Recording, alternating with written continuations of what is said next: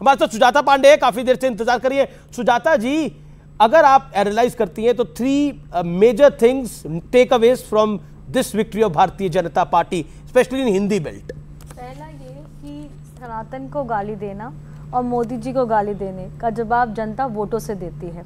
वो इतिहास बताता है हर राज्य दर राज्य, चाहे वो जनरल इलेक्शन हो चाहे वो असेंबली इलेक्शन हो। दूसरा, मुझे लगता है कि एक बड़ा वोटर वर्ग जो है महिलाओं का, वो उभर के आया है और अब किसी भी राज्य में उनकी अवहेलना नहीं की जा सकती। ये लग रहा था राजस्थान में कि शायद रेवड़ियाँ भारी पड़ जाए, महिला उत्पीड़न के जो केसेस हो रहे थे राजस्थान में, नंबर 1 का प्रदेश बन गया था। लेकिन छतरानियों ने आज ये साबित किया है अमित जी कि जो रेवड़ियां हैं वो एक तरफ और महिलाओं का सम्मान एक तरफ है, और कोई भी सरकार लॉ एंड ऑर्डर को ऐसे हल्के में नहीं ले सकती। तीसरी चीज़ जो मैं देखती हूँ ये कि शायद राहुल गांधी को और इंडिया अलायंस को एक बार एनालाइज करने की जरूरत है, जहां पे कांग्रेस अपनी स्थिति को फिर से रीएनालाइज करे। वो बिग ब्रदर वाली जो हालत थी ना कि हम ही, मेरा ही प्रधानमंत्री कैंडिडेट होगा। कांग्रेस ने एक चीज तो कर दी, रीजनल छत्रपों को निपटाने का प्रयास करा और उसमें सफल भी हुई है। आप देखिए ना, बीआरएस को हैसियत दिखा दी, इसका इंपैक्ट इंडिया अलायंस पर पड़ना तय है। बिल्कुल पड़ेगा। उसका एक और कारण है अमीर जी, जस्ट 30 सेकेंड्स, क्योंकि जो वोट बैंक है, जो वोट बेस है, वो उन्हीं अलायंस से शिफ्ट होगा। जैसे ममता बनर्जी हैं, उनका वोट बेस भी बहुत बड़ा मुस्लिम वर्ग है। जैसे कि आपको जेडीएस था, उसका भी बहुत बड़ा वोट बैंक शिफ्ट हुआ कांग्रेस को जब वो कर्नाटका में जीती। तो ऐसे ऐसे आपको दिखेंगे। आप एसपी में देख लीजिए, जैसे कि संडे गार्डियन की एक रिपोर्ट थी जहां पे 60% मुसलमान वापस कांग्रेस देखिए। अब कांग्रेस का नेक्स्ट टारगेट इज आम आदमी पार्टी एंड समाजवादी पार्टी। तो जो आपने देखिए, क्योंकि दोनों जगह, दिल्ली में और उत्तर प्रदेश में मुस्लिम वोट कांग्रेस को नहीं जाता, सपा को जाता है, और मुस्लिम वोट जो है वो दिल्ली के अंदर आम आदमी पार्टी को जाता है।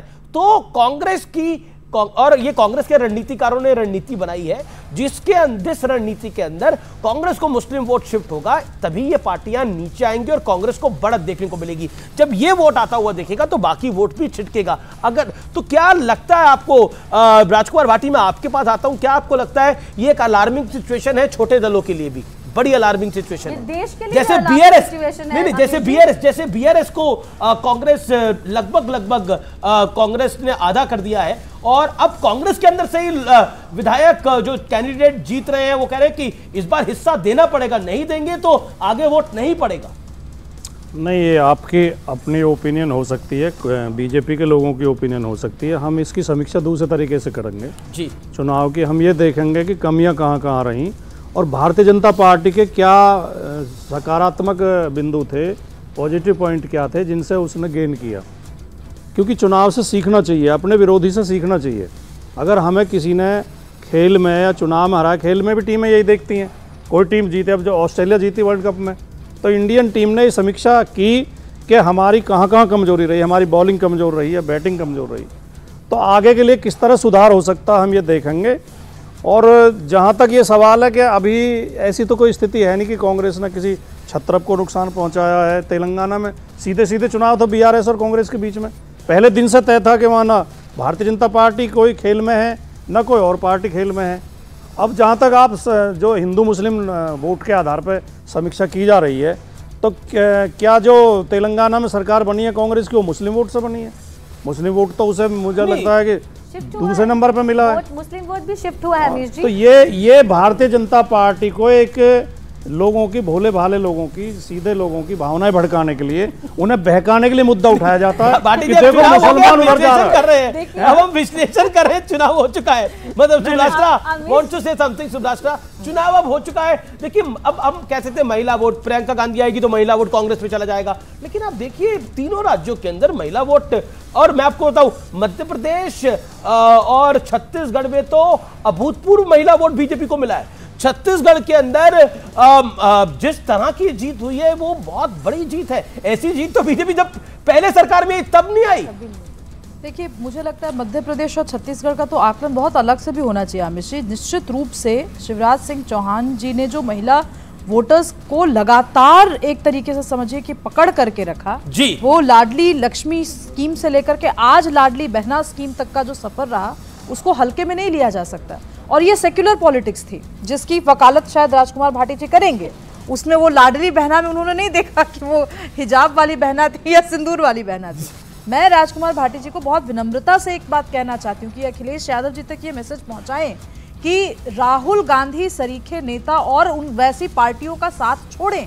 रीजनल पार्टीज का सुपड़ा साफ करना कांग्रेस का एकमात्र उद्देश्य है। अभी जब तक रीजनल पार्टीज खत्म नहीं होंगी कांग्रेस की पॉलिटिक्स नहीं उभर सकती।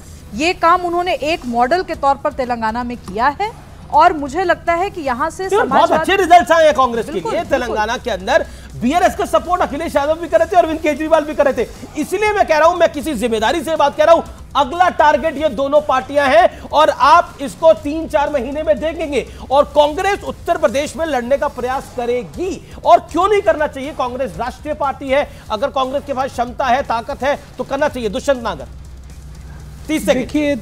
देखिए इतनी जल्दी पूरा विश्लेषण करना तो बहुत संभव नहीं है, लेकिन मोटा मोटा मैं ये कहना चाहूँगा, एक तो कांग्रेस ने मतदान से पूर्व 3-4 दिन पूर्व ही अपनी जीत सुनिश्चित मान के थोड़ा प्रचार को धीमा कर दिया। कहां पर?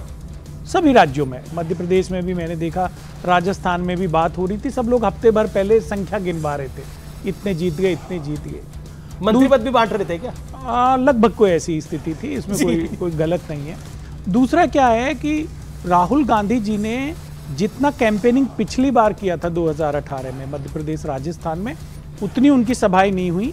उनको आश्वस्त थे कि हम राजस्थान जीत रहे हैं और मध्य प्रदेश जीत रहे हैं, वो पूरा तेलंगाना को फोकस कर रहे हैं। एक तीसरी मैं बात अभी और कहना चाहूँगा जी कि हमारे देश का जो मतदाता है वो 65% यूथ है, तो टिकट डिस्ट्रीब्यूशन में कहीं ना कहीं वही पुराने चेहरे थे। अच्छा, एक चीज क्या आपको लगता है, मैं ये फाइनल सवाल पूछ रहा हूं, मेरे पास समय नहीं है लेकिन 10 सेकंड में, क्या आपको लगता है कि आचार्य प्रमोद कृष्णम को साइडलाइन करा गया, सनातन को गाली दी गई, टोटल हिंदू के खिलाफ कांग्रेस पार्टी का जो चेहरा बीजेपी ने दिखाया उसका भी नुकसान हो गया? देखिए 80% लोग तो देश में हिंदू ही हैं, तो ये तो ध्यान रखना पड़ेगा हमें कि किसी भी तरीके से उनके सेंटिमेंट्स को कोई ठेस ना पहुंचे। ये बड़ी इंपॉर्टेंट बात है। इसमें रामभद्राचार्य जो संत हैं, उन्होंने छिंदवाड़ा में जाके अपनी सभा में कहा कि इस बार का जो इलेक्शन है वो धर्म और अधर्म के बीच